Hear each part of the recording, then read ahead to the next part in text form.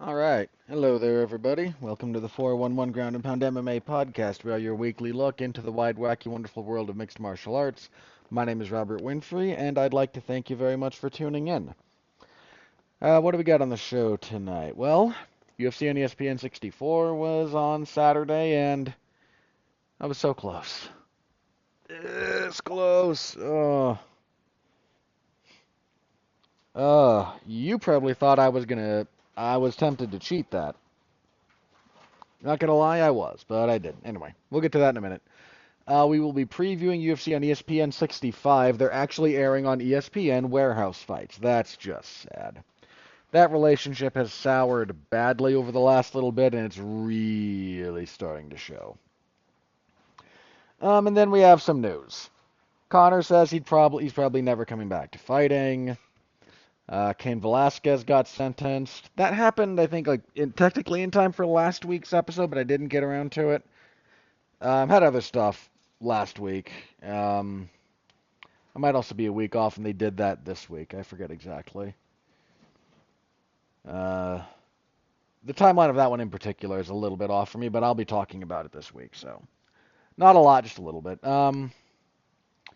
Yeah, again, just a few other bits of news from around the world of MMA, so that's what we got on the agenda. All right. Anything you can do to interact with the product is always appreciated. Like, comment, subscribe, star rating, written review. You all know the deal for that. Okay. Let's jump into UFC on ESPN 64, shall we? So, on the prediction side, couple of things. One, we did lose the fight between Joe Pyfer and Kelvin Gastelum. Pyfer says he came down with food poisoning. Equally, had some kind of illness. That fight fell out. He then did the boy, Mexico sure does suck. I'll never, between the food and the altitude, I was just sick as a dog. I'm never going to fight there. Blah, blah, blah. Look, man, you botched your prep. First of all, the UFC has a PI in Mexico City, and it and meal prep and everything was made very, very available to all of the fighters. So if you screwed that up and you chose to deviate from that, well, that's on you, not Mexico City. Look, Pfeiffer's had conditioning issues in the past, and Mexico City is very, very high up there in the clouds. I mean, it's what, 7-something thousand feet? Hang on.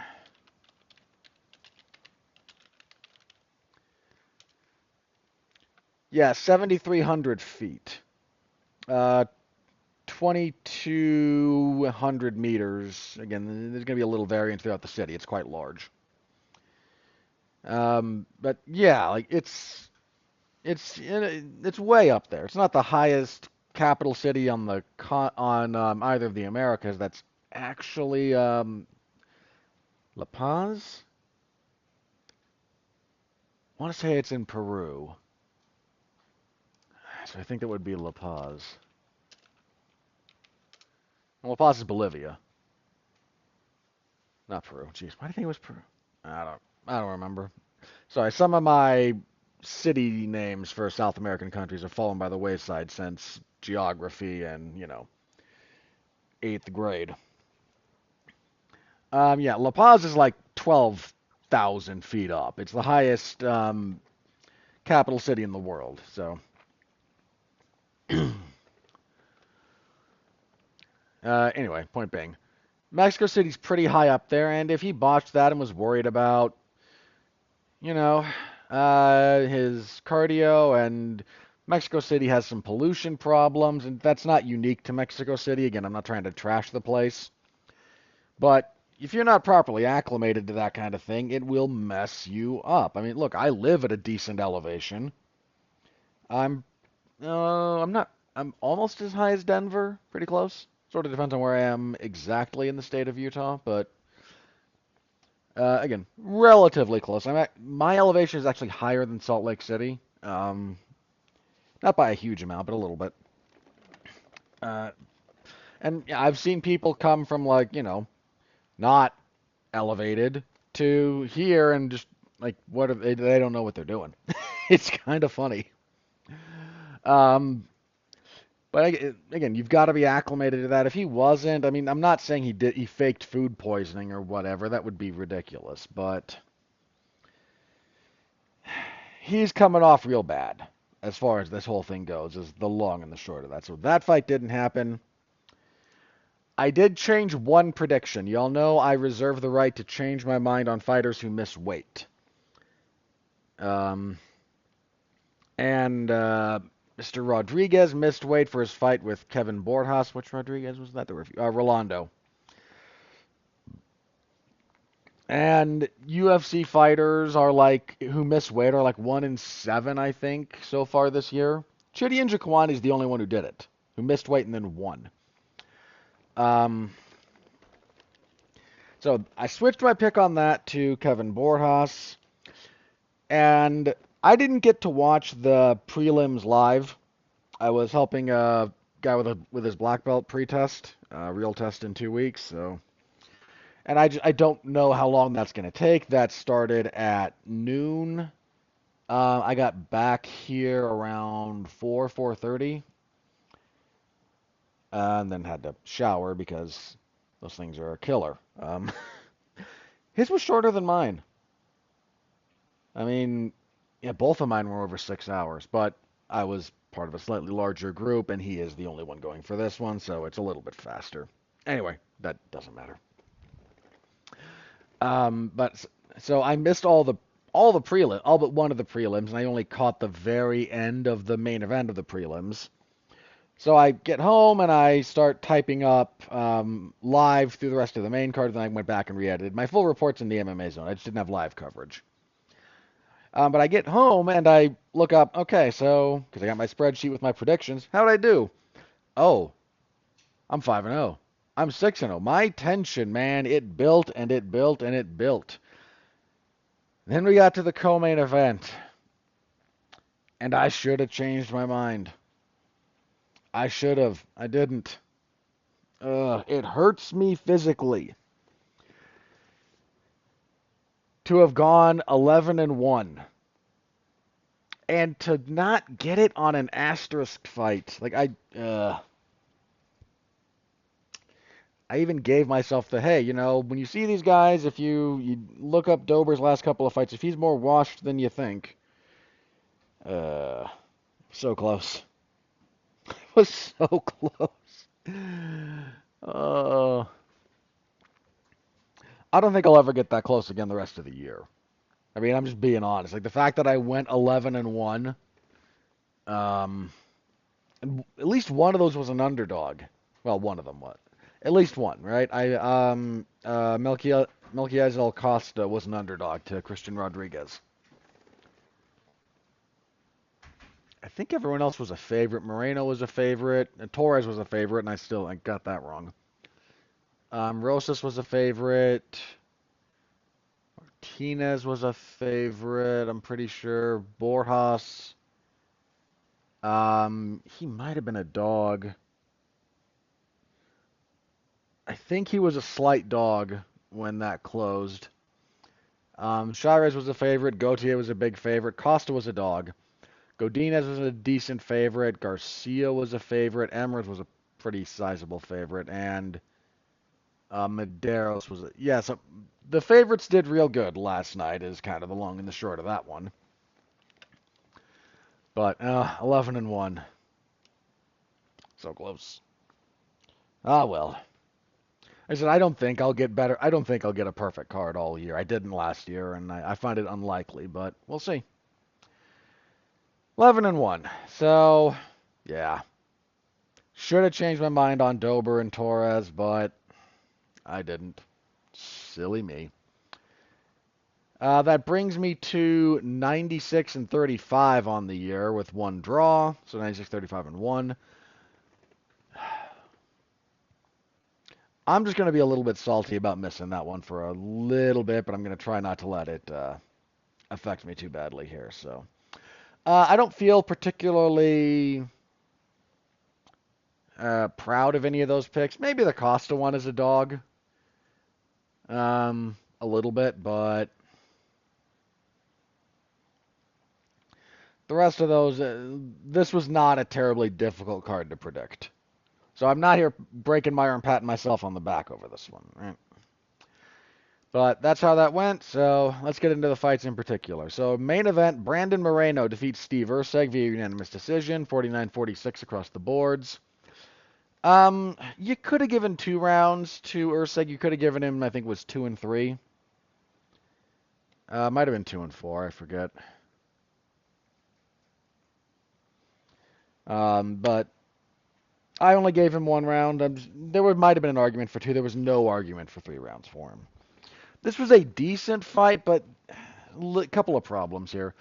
So Erceg has some really good like pocket boxing, but he's not great about forcing fights to be in the pocket. He's also, again, he's pretty technical with it, but he doesn't have a lot of power. I mean, yeah, he knocked out Matt Schnell. Matt Schnell's chin was like shot for a while before that fight.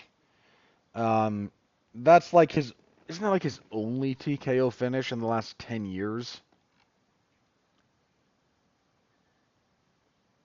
Okay, 10 years is a bit much. His last finish via strikes before the Matt Schnell fight was in 2019. And look, I get it. COVID made everything feel like it was even longer ago, but it might have been this decade. So, like in the 2020s, he's got 1. And it was over Matt Schnell. I mean, he's not exactly the world's most powerful puncher. He's got good technique, and that is nice, and it helps. But, he's not badly hurting people regularly. Then there's Brandon Moreno, who's about 40% with his strikes, pretty technical. He's got a pretty good jab. But a lot of what he does is then he just starts swinging a little bit wildly.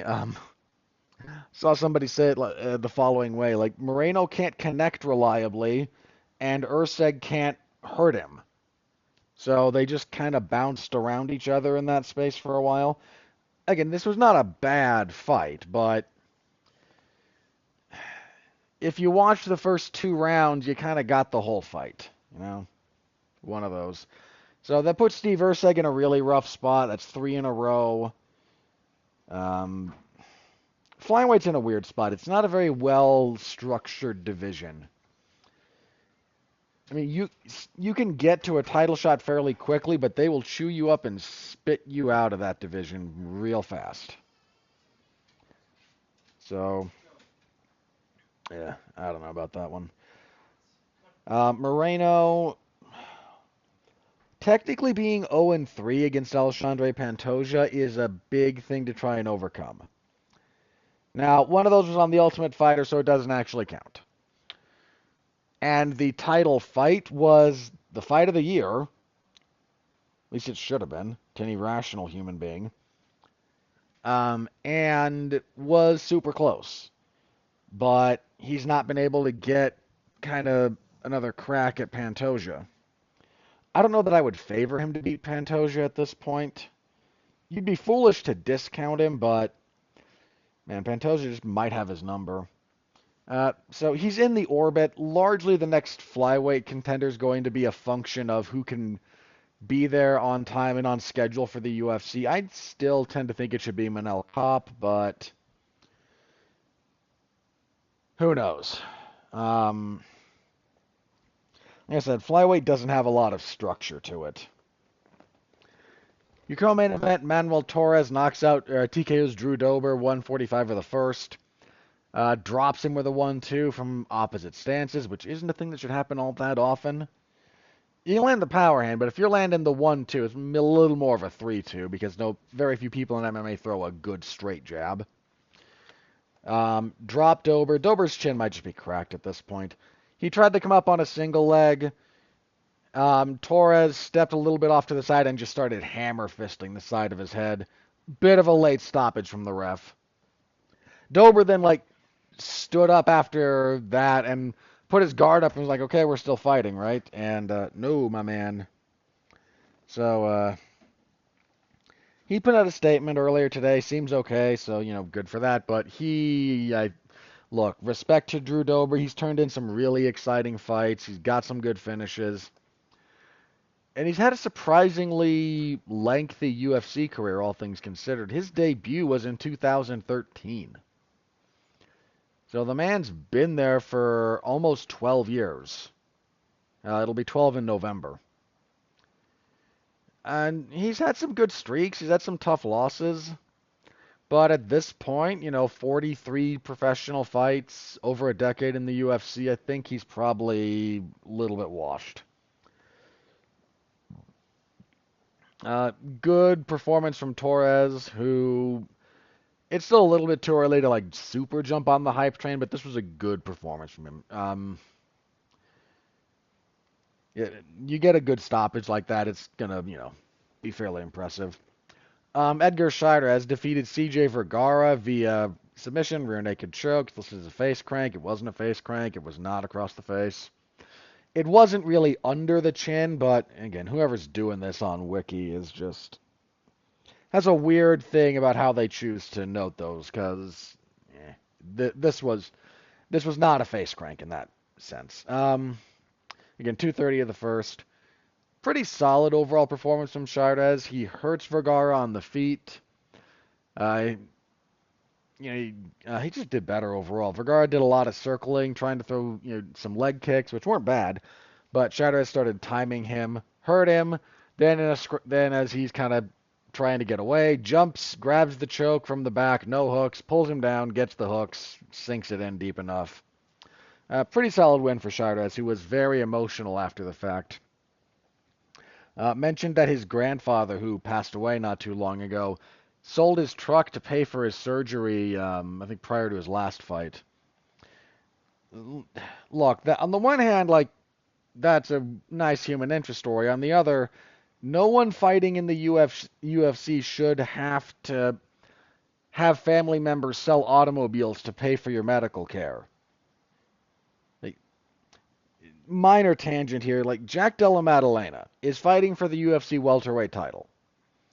And he's holding a fundraiser to try and raise enough money to bring his team with him. Because the UFC only pays for 2 plane tickets to get there, and will pay for those. If they might give you 2 hotel rooms for fight week. That's all they do.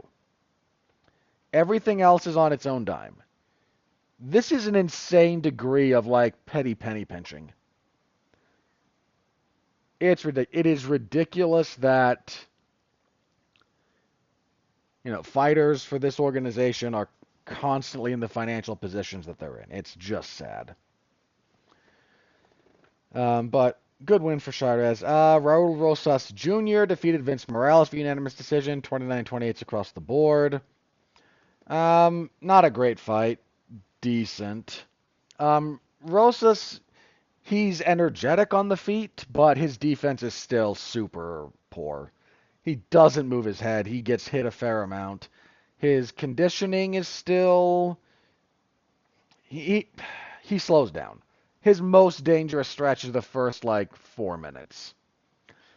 And then he's not nearly as dangerous after that. He's still not exactly easy to beat, but Vince Morales jumping on Peruvian neckties.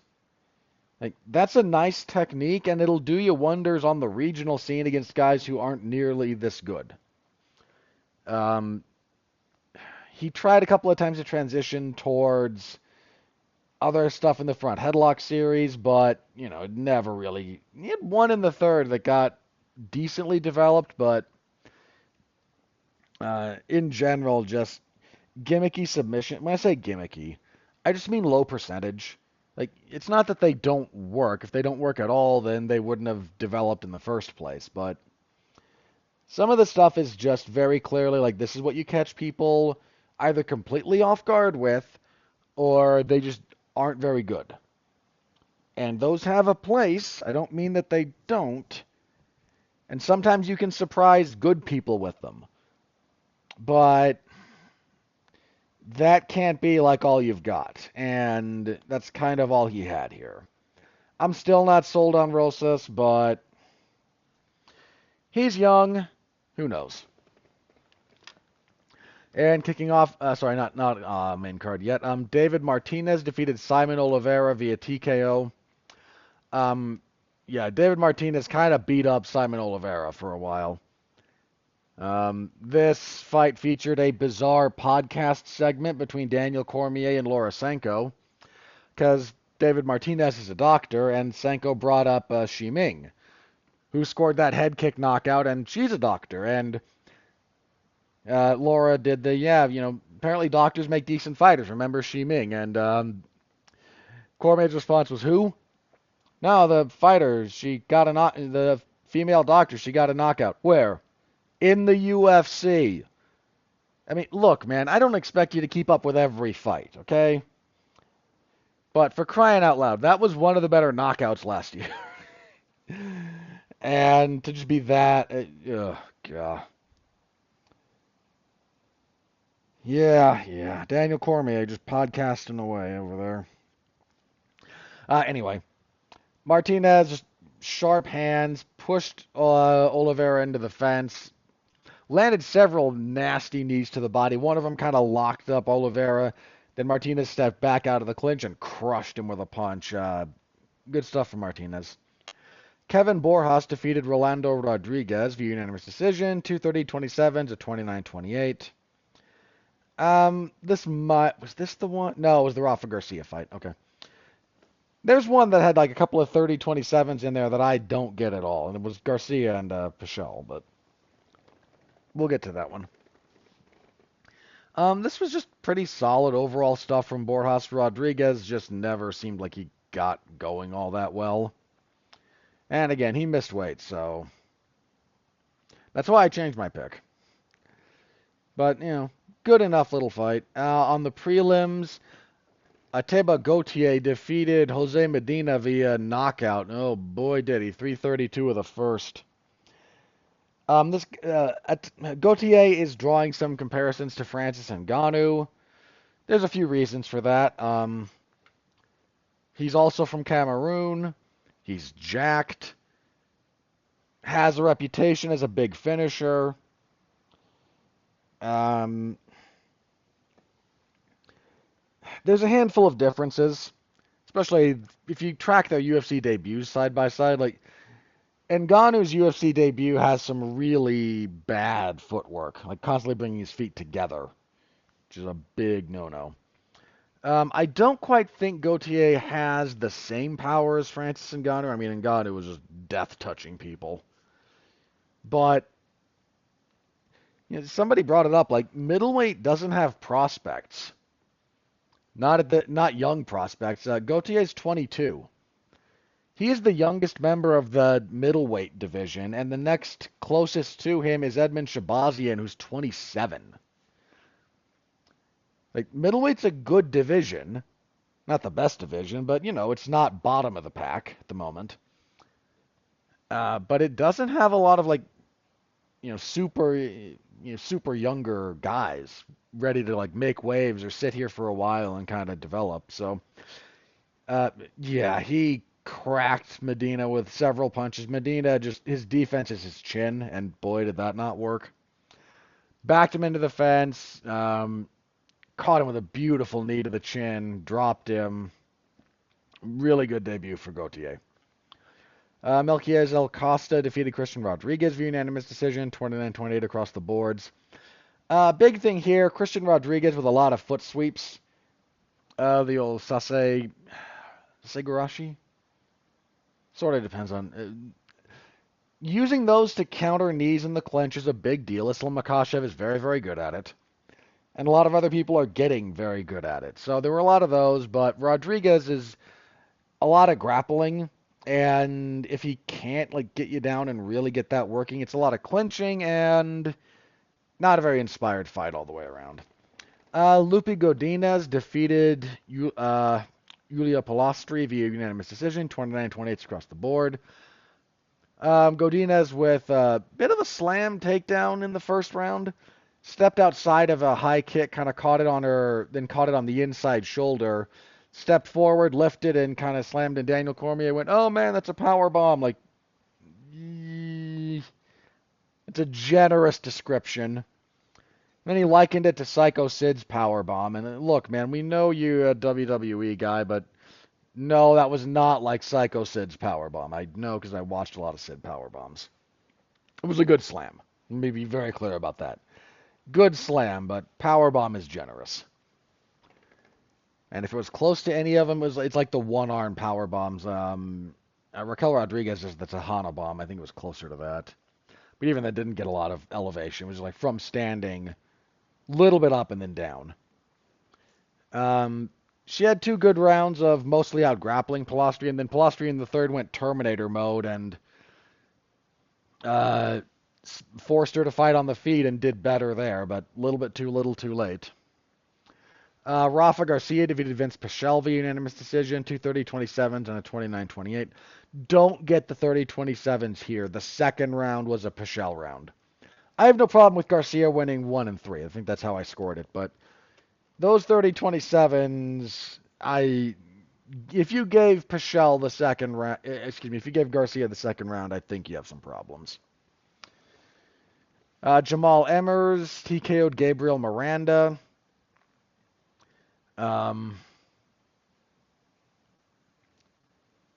Wait, was he the one who hit the knee to the body in the clinch and then... Yeah. What did Martinez do? Golly, I can't remember. Because I confused those now that I look at it. I was visualizing this fight when I was talking about Martinez and Oliveira, the finish at least. It was still a good finish. How the heck did that go? It was a nice knee to the head, dropped him, pounded a couple of more punches on the ground. Yeah, I can't remember. The clip is floating around on social media if you want to find it, and my brain is just not quite functioning at the moment. Yeah, Jamal Emmers was the one who backed Gabriel Miranda into the fence, hit him with a knee to the body that locked him up, and then just bam, floored him with a right hand on the break of the clinch. Jamal Emmers been a little bit up and down, but when he's on, he's a problem. And kicking everything off, Markel Medeiros defeated Austin Hubbard via split decision, 29-28. 29-28 either way is fine for this one. The problem for Hubbard is he won the second, Medeiros won the first. Then the third round comes down to, well, did you value a lot of Hubbard's top control time, which didn't lead to anything, or the damage that Medeiros did with elbows either from his back or once he kind of got towards more of a fighting position on the ground, cut open Hubbard with some elbows. So damage does carry a fair amount of, it's the most important criteria, and Hubbard didn't have a lot of it in the third. It's unfortunate. I think he was on the wrong end. He's been on the wrong end of a few decisions to my mind, but just a tough fight. Could have gone either way with that third round. And that was it. Again, full report, MMA Zone 411 Mania. Bonuses. There was no fight of the night as listed. Godinez and Pilastri had a very exciting third round. The first two, not quite so much, but you could have given this to them. Performances went to your finishers. Manuel Torres, Edgar Chairez, David Martinez, and Ateba Gautier. Oh, they didn't give Emmers a bonus? That's unfortunate. I might have gone him over Martinez if we're being honest. But that's just me. So, yeah, that's that. Thank you to everyone who's read the report. Again, I apologize for not being able to do that live, but on occasion, real life intervenes in my plans, and I just appreciate your patience with it. Okay. Last thing I wanted to mention on this one, they did, because this came up with Brandon Moreno's post-fight thing. They did mention that the Noche UFC card this year for Mexican Independence Day will not be in Las Vegas. Instead, it will be headed to Guadalajara. So they asked, like, hey, Brandon Moreno, would you like to be on that one? And he, did the sure thing. So for whatever it's worth, that card will not be in Nevada this year. It will be in Guadalajara. I think Canelo will be having a fight that week. in Vegas, but he's got some other event coming up that's going to go kind of head-to-head with a UFC event, so we'll see. But that I thought was deserving of being mentioned there instead of elsewhere. So, all right, let's move on to UFC on ESPN 65. We are back in the warehouse. Main event. Main event's actually an okay fight. Most of this card is not that good. The main event is pretty good. So we have Josh Emmett and Lerone Murphy. And as I said, that actually is a pretty decent fight. Lerone Murphy, undefeated, starting to make his way up through the ranks of the contenders. That's certainly nothing to sneeze at. I need to find, where is my odds for this? Okay, here we go. There we go. It's broken up oddly. But again, you got Emmett, kind of an old warhorse at this point. He's 40. He's been with the UFC for a bit. Been out for a while. He knocked out Bryce Mitchell in December of 23, but hasn't been seen since. Don't know exactly what kept him out, but I'll keep an eye on that one. And then Lerone Murphy, he's got one draw. That's the only blemish on his record. So he's 15-0-1. See, his UFC record is what? 6? Yeah, 6-0-1. 7. 7-0-1. Jeez, can't count. Only got 2 finishes. He's TKO'd Ricardo Ramos, and he knocked out Makwan Amirkhani. Most recently, he beat Dan Ige. He has a 5-round decision win over Edson Barboza from both that and the Ige win were from last year. So he's trying to take a pretty decent step up here. Not a huge one, but in name value. And Emmett, trying to hold his post. The age is a big deal for Emmett. The layoff is a decent deal. He's got enough power for featherweight in particular to, if he can connect, he can cause you serious damage and knock you out. But his delivery mechanism has not been the best recently, and Murphy is a very smooth operator. Odds are pretty solidly with Lerone Murphy, minus 300, give or take. I'm going to go with Murphy, but that's a fairly relevant main event, so that needs to be said. It's a mostly downhill from here.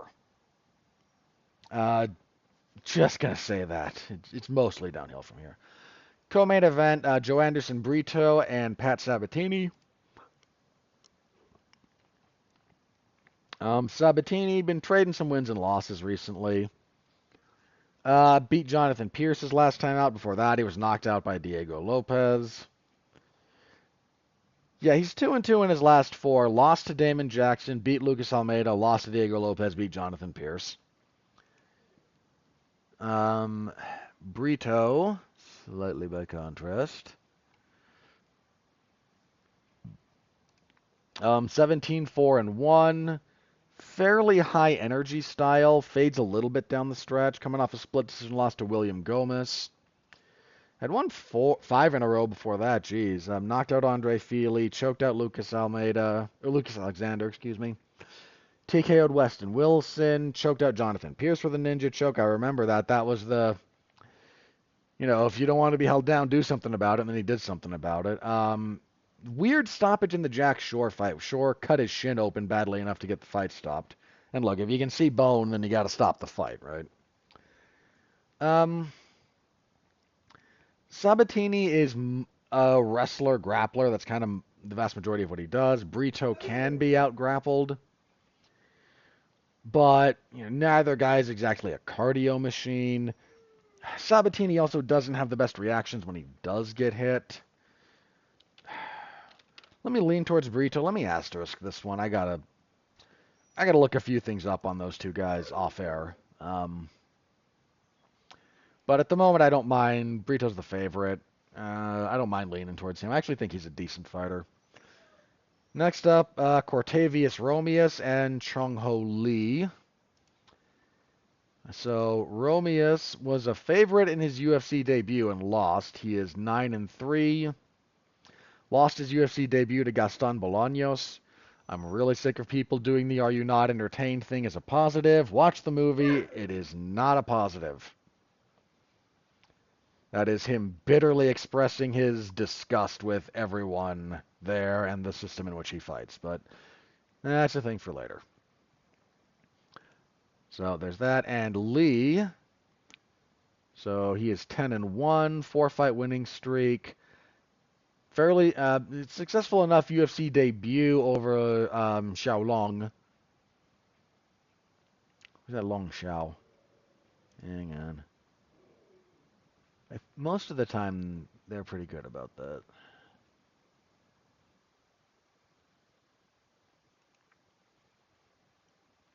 It was a split decision win. That was the Road to UFC uh, finale for that one. Lee's a little bit of a favorite here, not a big one. Minus 150-ish. I was not super impressed with Romeus in his debut. I will lean towards the favorite, but not. I think the odds are probably about right on that one. At heavyweight next, Kennedy Nzechukwu and Martin Bidet. Um, this is pretty easy. This is a pretty easy Nzechukwu performance. Or Nzechukwu, I forget exactly how they prefers it pronounced. Yeah, look, him up at heavyweight. Some of it's a little bit he just doesn't want to cut weight anymore, but he also hasn't gotten fat in his move up to heavyweight, so, thumbs up for that one. Martin Bidet is just kind of a guy filling out the roster. I hate to be dismissive of him because he's not some bum. He's 14-2. He's 5-1 in the UFC. Again, this is not someone that you should be, dismissive of. He's lost it to Shamil Gaziv, coming off a split decision win over Andrei Arlovsky. That was a little over a year, almost a year ago. Excuse me, not a little over a year. Again, Bidet is not someone to be overlooked or dismissed, but there's a lot about this fight that I think favors Nzechukwu, and that's just kind of where that one is. Middleweight next, Brad Tavares and Gerald Meerschaert. Not a bad fight. I mean, Tavares, 37, another guy who's been with the UFC forever. I mean, his UFC debut was in 2010. So June of 2010. He's almost at 15 years. He's just 1-4 in his last 5. Lost to Dricus du Plessis, lost to Bruno Silva, beat Chris Weidman, TKO'd by Gregory Rodriguez, and then dropped a split decision to the Iron Turtle, Jun Young Park. And then there's Meerschaert. You got two kind of career journeymen, and I don't say that uncharitably. Meerschaert coming off of that loss to Reinier de Ridder, had won 2 in a row before that. Wins over Brian Barberena and Edmund Shabazian. Look, if Meerschaert can't take you down, he struggles. Tavares isn't easy to take down. These guys both have a lot of miles on them. They're not quite tough as old shoe leather, but they're both pretty tough. I think this is Tavares. It's a style thing. Like, he's just really hard to get down, and if Meerschaert has to just fight you on the feet, then that's not where he does his best work. Let's see. Next at middleweight, Torres Finney and Robert Valentin. So, Finney is undefeated, 10-0. This is his UFC debut, right? He has 3 wins on the Contender Series. Good grief.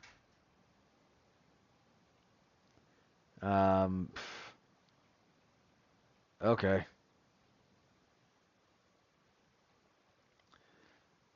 So he's probably the one they're looking to kind of boost up a bit here. Valentin, 10-4.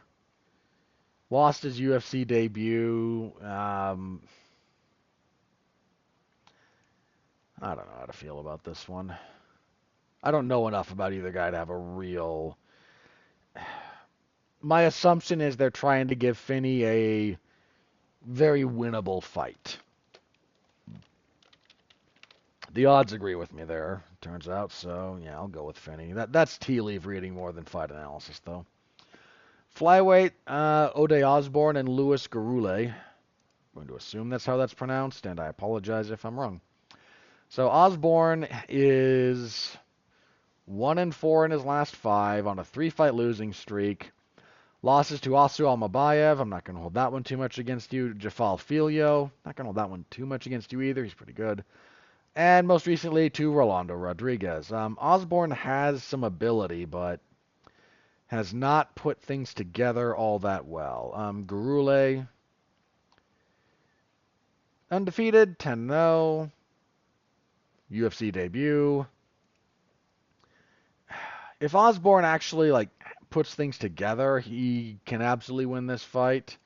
I just don't know that I can pick him. So I'm going with Garule, and we'll just see if my mind changes. Let me asterisk that one. I might change my mind. I'm going to reserve the right to change my mind on that one in particular. Bantamweight, Davey Grant and Daniel Santos. Yeah, I like Davey Grant. He's been around the block a little bit. Fun guy. Only fights like once a year. Fought a couple of times in 23, but in general, I mean, he technically made his UFC debut in 2013, was off for 3 years. Fought twice, was off for 2 years. Fought once in 19, once in 2020, 3 times in 21, once in 22, twice in 23. So he's not the most active of guys. But fun enough fighter. Let's see. And Santos is 11-2. 2-1 in the UFC. Wins over John Castaneda and Johnny Munoz. A little bit of a step up for him. I think Grant is better than those guys. But Santos has looked pretty solid his last couple of times out, too. So I'm going to lean towards him, but, Davey Grant's a pretty good fighter. You forget about him because he fights so infrequently at the moment. Women's flyweight, Diana Belbicha and Diani Barbosa. Belbicha got armbarred by Molly McCann over a year ago. Lost to Karolina Kowalkiewicz before that. Yeah, her UFC record is 2-5. 2 losses to Molly McCann, lost to Liana Jojua, Gloria DePaula. Okay, and Barbosa. Where are you? There you are. 7-3, 1-1 in the UFC. Had an okay UFC debut win against Ernesta Carrascate. Faded pretty badly down the stretch in that one. Then lost to Miranda Maverick. I'm not going to hold that too much against her. Maverick is pretty good.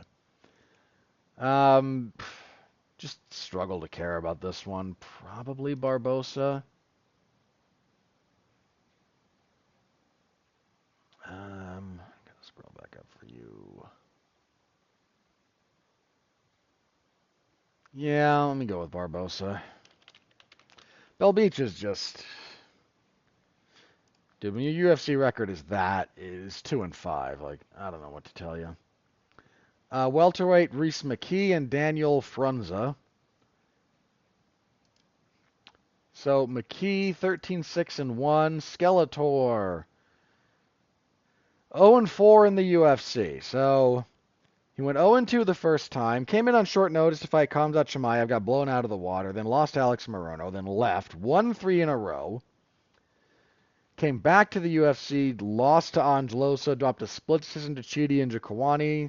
That fight, okay, kind of could have gone either way. I scored it for Njokuani if memory serves, but... anyway, and Frunza is Romanian, 9-2. Five-fight winning streak coming into his UFC debut. Feels like they're giving him a winnable debut fight. And that said, that if there's one of those that's going to backfire on this card, it's probably this one. McKee's not a bad fighter. He's just had some tough matchmaking. Strawweight next, Loma Lukbunmi and Estela Nunes. So Lukbunmi, 3-fight winning streak, been out of action for a little over a year. Yeah, her only UFC losses are to Angela Hill, that was actually a decent fight, and to Lupe Godinez. So the layoff's a little bit of a concern there, but she's fairly fun. And then you've got Nunes, who is 6-5.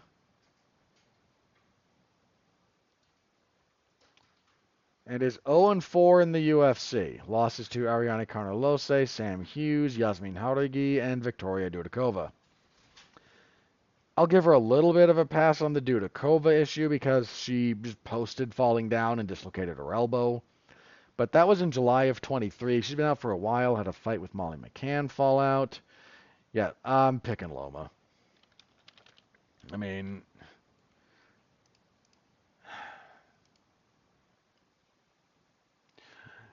I don't know that Loma Lookbunmi is the kind of person you're going to break an 0-4 start in the UFC against on a 2-year layoff. Bantamweights, Victor Henry and Pedro Falcao. This is not a bad fight. Victor Henry's usually a lot of fun, coming off of that a tough loss to Charles Jourdain. Knocked out Ronnie Yaya before that. Had the weird fight with Javid Basharat. Beat Tony Gravely. I like Victor Henry. He's a fun fighter. And Falcao, 16-4. Lost his UFC debut to Victor Hugo, April of last year. I'm probably going to pick Henry here, even if he's a dog. He's actually, if I picked all favorites, jeez. Look, if I think they're going to win, I think they're going to win. Like I clearly don't have a problem picking underdogs if that's what I think is going to happen, but... And I think kicking everything off, I'm not sure of the finalized bout order yet. Vanessa Demopoulos and Talita Alencar. Demopoulos got tapped out by Jacqueline Amarimer last time out. She should have lost that Emily Ducati fight. The Kanako Murata win was legit. Alencar lost to Stephanie Luciano. Beat Hayani Dos Santos before that. Pretty decorated jiu-jitsu competitor. I feel like both women are. We should probably get we're going to get a lot of clinching is what we're going to get out of this instead of like actual jiu-jitsu. Odds have this almost at a pick'em. Some places have Alencar a slight favorite. Some places have Demopoulos a slight favorite.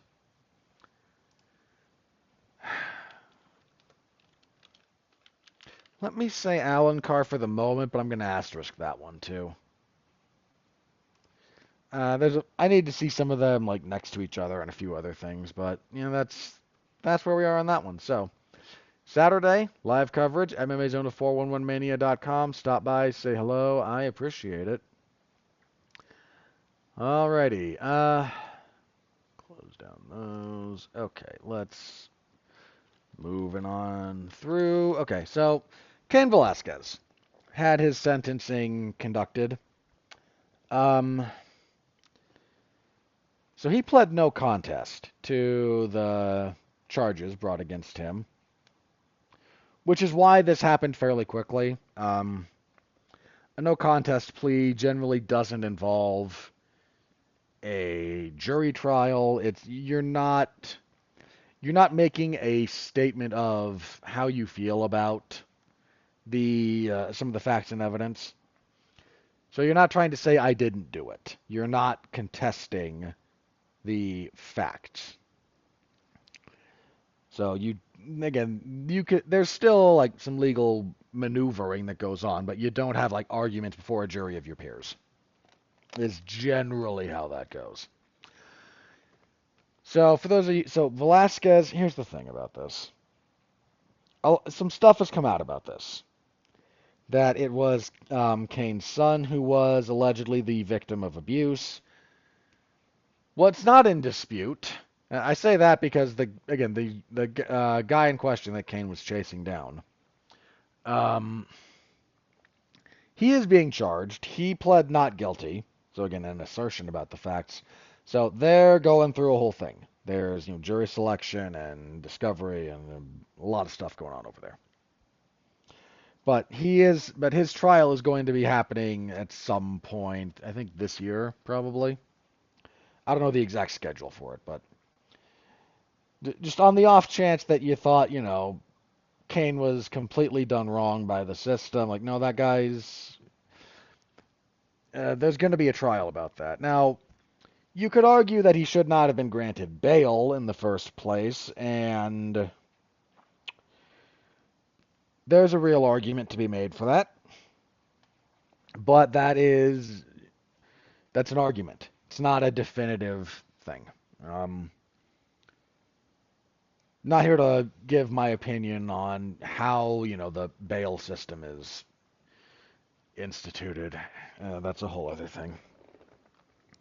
But the long and the short of this is Cain was sentenced to 5 years. But he is getting credit for time served, which amounts to, so that's the time he spent in jail and the time under house arrest awaiting sentencing. That is about 3 years and change. So he's going to wind up serving from the date of sentencing probably less than 2 years. If he has real good behavior, it might be, 18 months. Something like that. This is realistically about the best that this could have gone for Cain. There's still the, free Cain movement. And guys, I gotta tell you, look, on an emotional level, I get it. The impulse to do violence to those who wrong you or those you love most is strong, but it is just an emotional impulse. Cain Velasquez got in a car and chased this other vehicle for 11 miles and discharged a firearm more than once. Didn't even hit the guy he was supposed to be shooting at.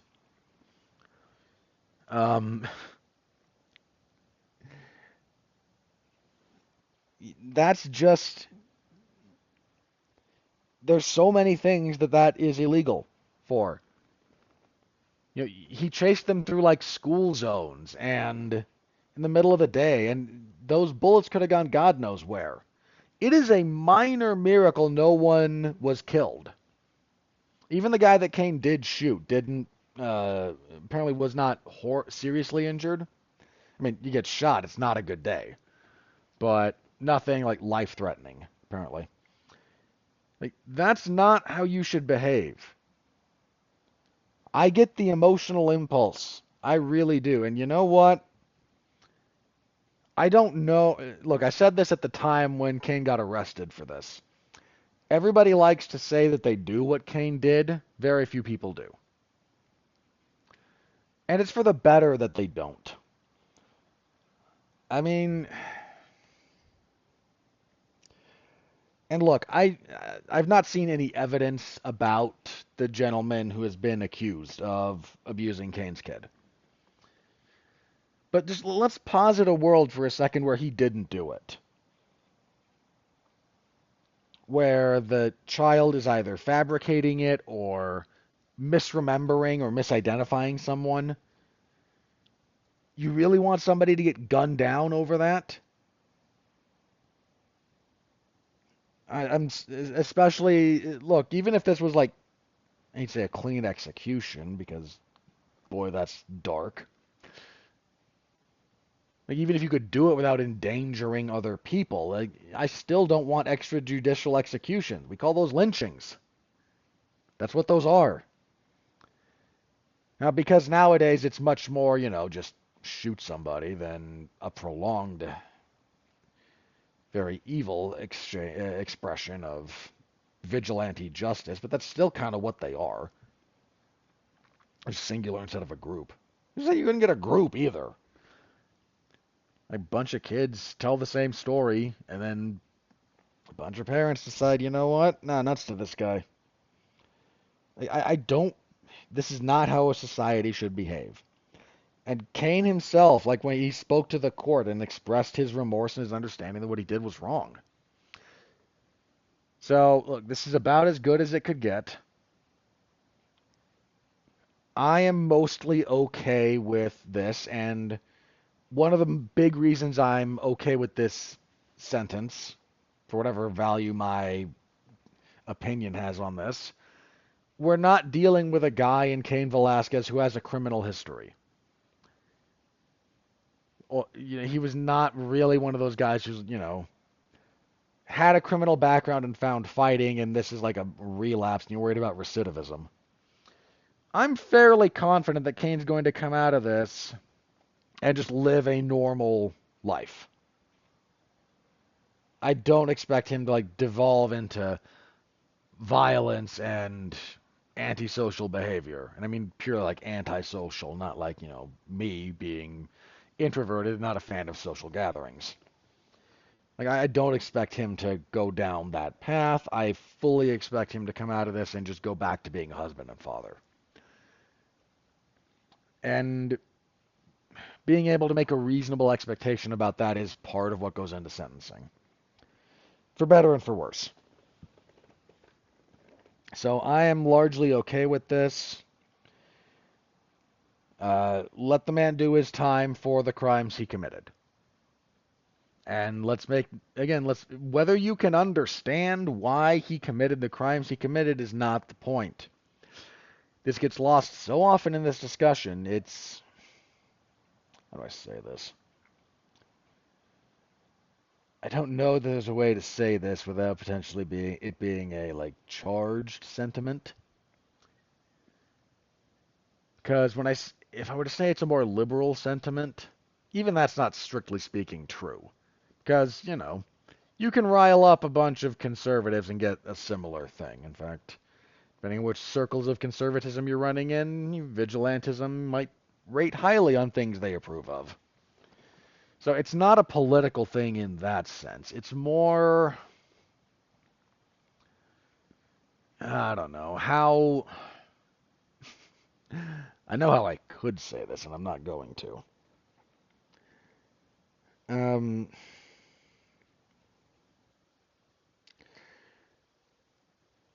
there's just kind of a notion that if you can emotionally understand why someone did something, even if it's really, really bad, that you wish to see no harm come to them because of it, because suddenly you identify.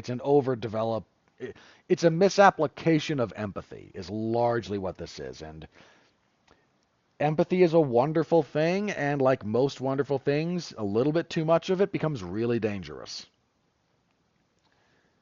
Um, and frankly, giant chunks of society have too much empathy. It's paralyzing, and it makes you make bad decisions.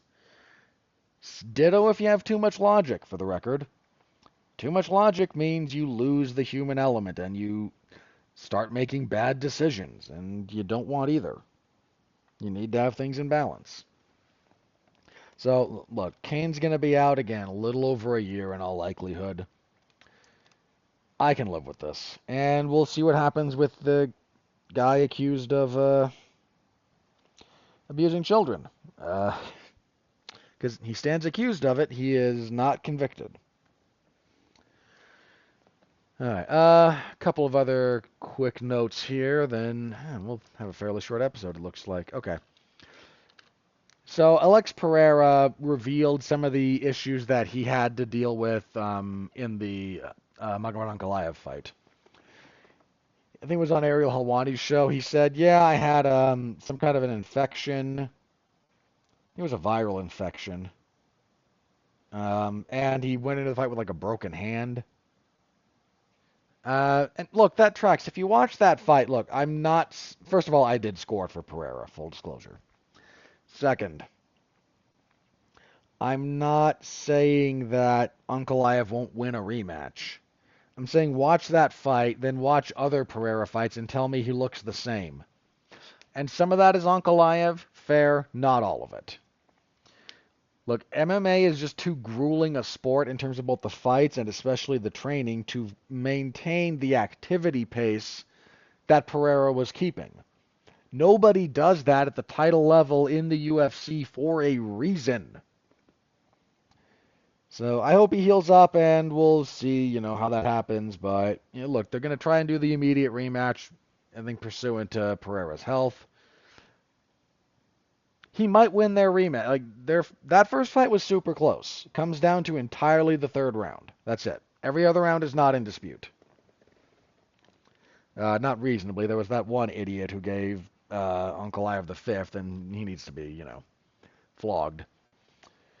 But look, Pereira wasn't. I don't think he was making any excuses. He was just, acknowledging that, yeah, here's what I came into the fight with. Won't be the same next time. So hopefully he doesn't come into the next fight with, other injuries.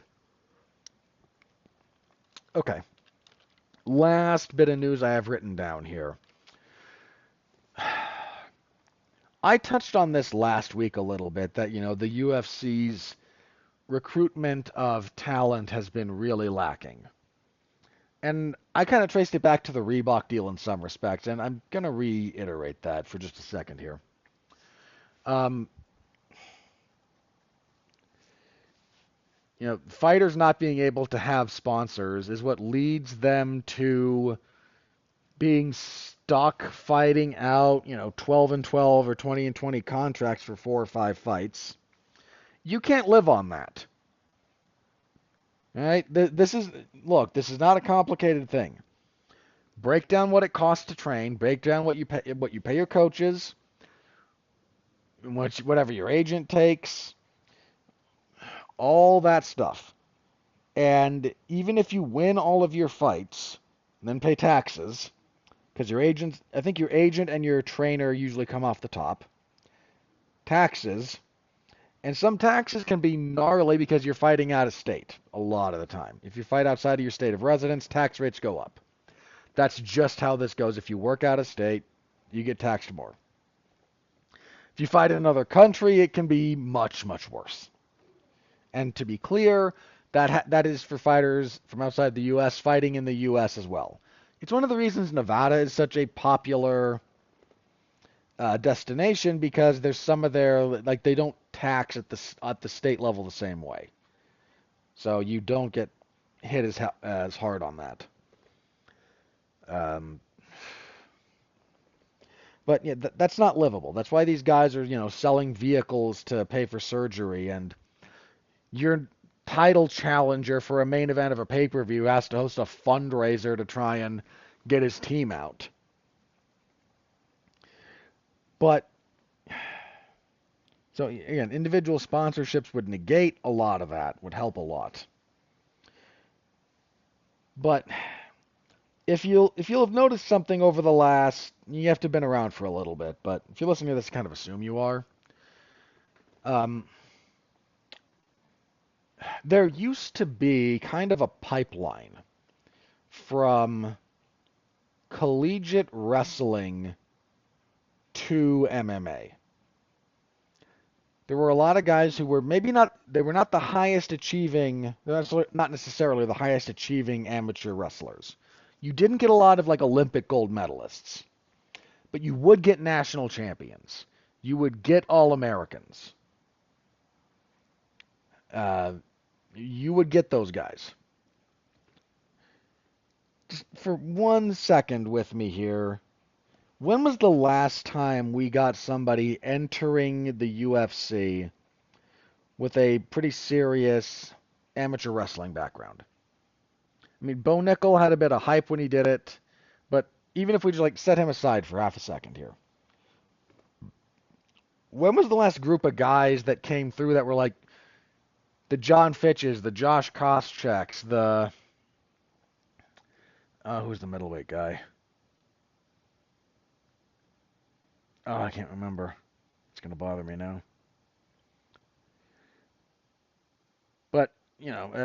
we used to have this cadre of talent that was good wrestlers who wanted to continue their athletic pursuits and saw MMA as a viable option.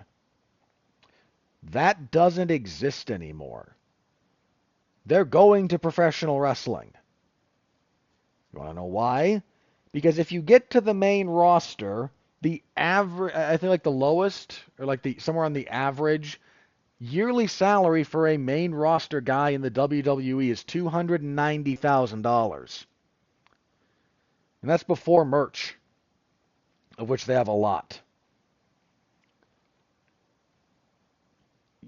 Look, man, I'm not trying to dunk on this guy in particular, but like R-Truth or Carlito is looking at some of these guys who've been in the UFC for like 4 years, making 50 and 50 and could be laughing at them. I'm not saying pro wrestling is easy on the body. It's certainly not. But it does not carry the same injury load as MMA. It does not carry the same...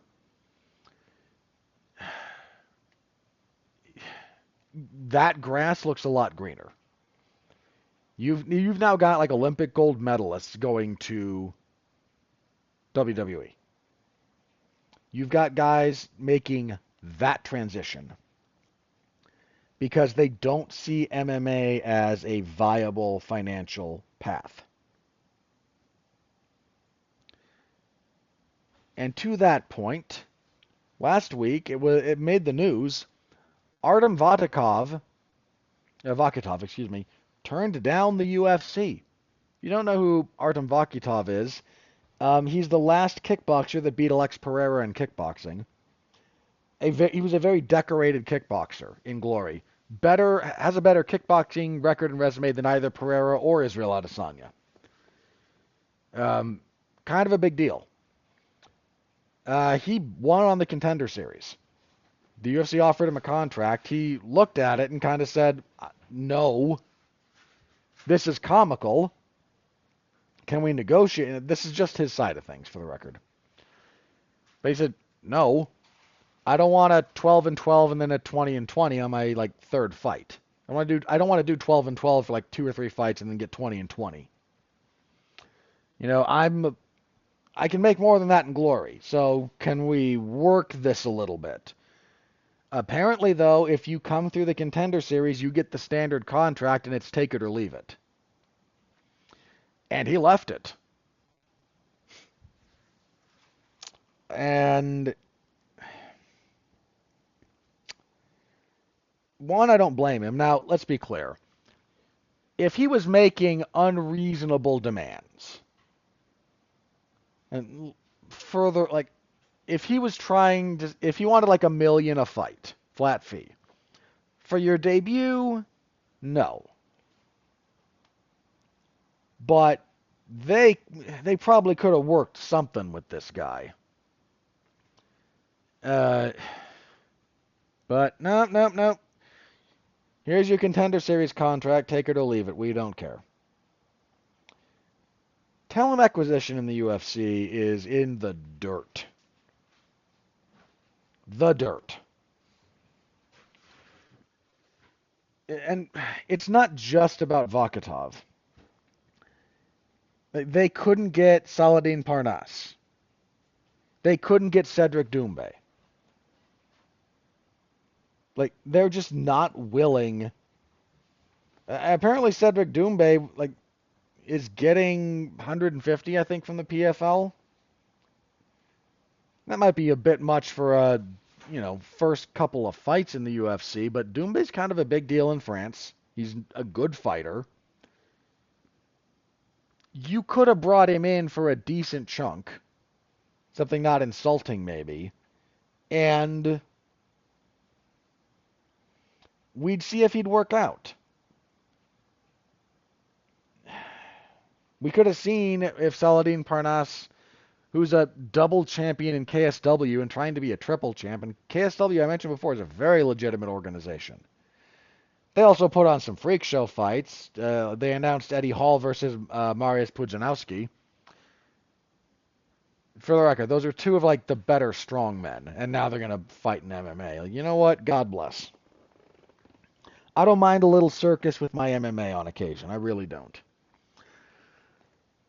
But the UFC is just this is the this is the downside of the UFC business model, man. There's no reason for them to do anything other than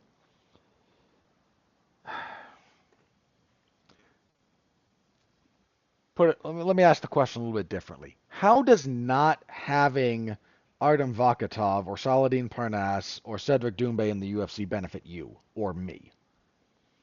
I'm the consumer, right? You're the consumer. Don't we want good stuff?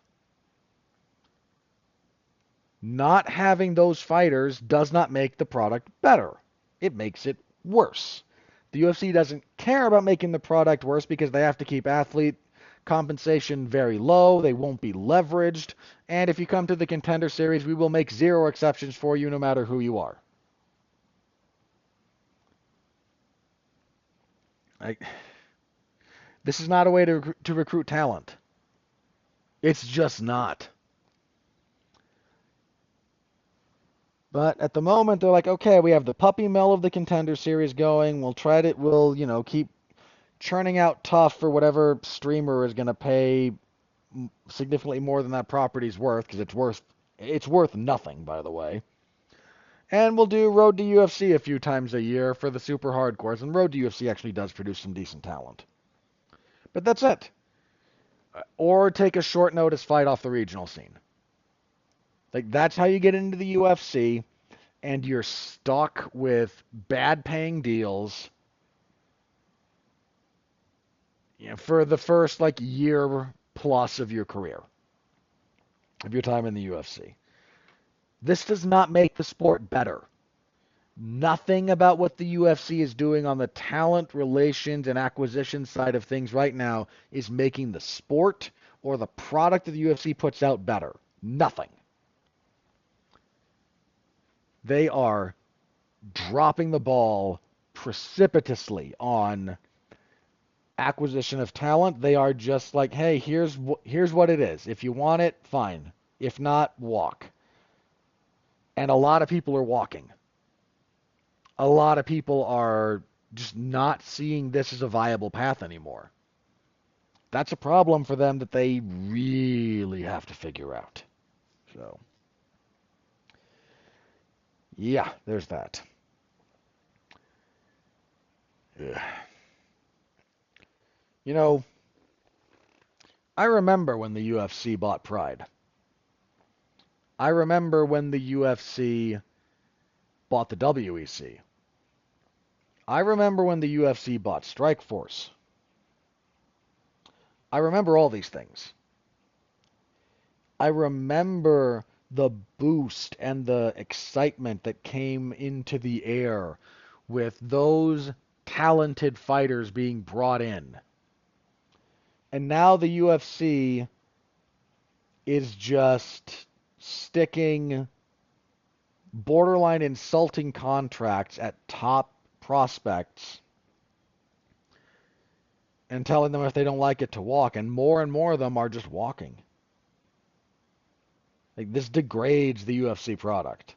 It doesn't matter because they're a monopoly. This is the downside of operating in a monopolistic system. Because what they're doing now, does not make this product better for you or me or anyone who consumes the product. It's moderately better maybe for the UFC's bottom line, but it actually limits upward growth in terms of, again, bringing in new talent. Now, they don't care that much, because if they can actually get a 10-year deal at a fixed rate, they are just going to stop caring at all. Ugh. Anyway, yeah, the UFC recruitment woes were kind of a thing for the last week, so there's my 2 cents on that one. All right, I am going to check the old social medias. We'll see if anything crazy in the MMA space is broken. If not, we'll do plugs and get out of here. Okay, nope, I don't see anything new there, so plugs. Last week on Damn You Hollywood, Mark Radulich, myself, and Alexis Hayner took the live-action Snow White movie, dragged it out behind the shed, and we mercifully put it down and buried it. It was rough. It's a terrible movie. Go watch the review if you're so inclined. We had a good time with it.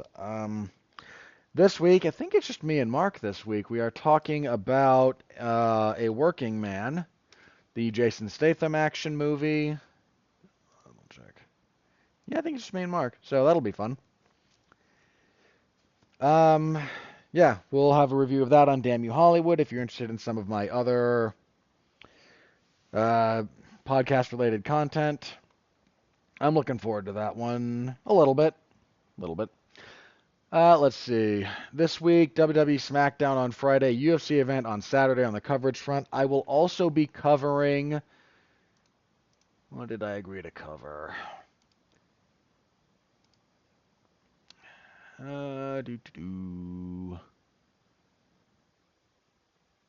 April 6th, Dynasty. AEW's Dynasty on April 6th. So, before I record this podcast, I will cover an AEW event. That'll be a thing I do on occasion. So, tune in for that. Again, if you are at all inclined. And we will be back here next week to review UFC on ESPN Plus, UFC on ESPN 65, and preview UFC 314. I will not be able to cover 314 live. That kind of annoys me. Is that partially streaming live on Disney Plus? It's listed as such. I mean, that'll probably do a better job than ESPN Plus in terms of stability, but I don't know. We'll see. We'll see about that one. You know what? It's not a bad card.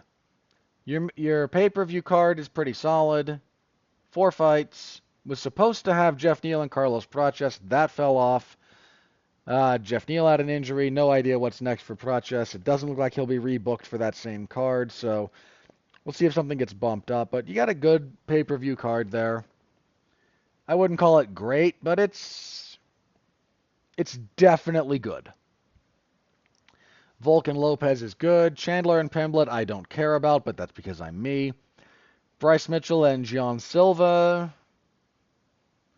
Okay. The UFC debut of Patricio Pitbull against Yair Rodriguez. That'll be something. It's a good card. That's a very, very good. Like good, really good, very good, great. That's really good. That's a really good pay-per-view card at the moment. Also on that card, Nikita Krylov, Dominic Reyes is okay. Jim Miller and Chase Hooper will be fun for as long as it lasts until Jim Miller loses, and then I'll be very sad.